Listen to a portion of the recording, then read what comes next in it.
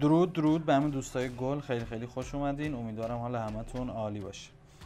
بچه‌ها امروز اومدیم سراغ مورتال کامبات نمیدونم دقیق تلفظش چجوری میشه، ولی خب یکی از بازی‌های محبوبمه و یه سری کمبو می‌خوایم بزنیم. اولی مال جانی کیج بود که دیدین کونگ لاو رو ببینیم. اینا یه کمبوهای ساده ازشون میذارم، کمبوهای دیگه‌ای هم دارن، یعنی بیشتر از این هم دارن، بهتر هم دارن، خفن‌تر هم دارن. حالا اینا رو ببینم وضعیت مورتال کامبت چجوریه، دوست دارین دوست ندارین چجوری است، بیشتر روش کار میکنیم. بعد اصلا به سرم زده بود مسابقات آنلاین اینو بریم، مثلا یه بازی مثل گاد آف وار دیگه مسابقات آنلاین نداره که شرکت کنیم. یه دونه اینو میتونم برم آنلاین، یه دونه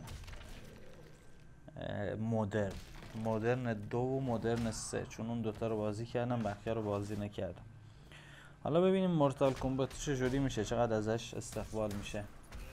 احتمالا رو همین کار کنیم، چون بقیه رو دیدم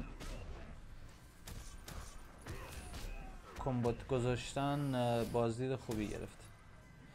امیدوارم که این کامبوها براتون جالب بوده باشه. حالا از همه کاراکترها میذارم، فقط اینا نیستن، از بقیهشون هم میذارم. اینا رو واسه استارت گذاشتم براتون ببینید چجوری حال میکنید باهاش، حال نمیکنید.